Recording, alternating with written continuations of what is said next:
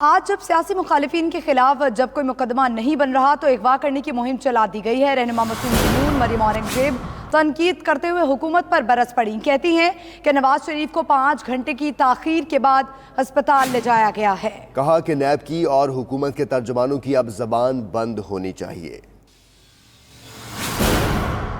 مخالفین کے خلاف اب جب کوئی مقدمہ نہیں ہے تو ایک مہم چلی ہے اغوا کرنے کی۔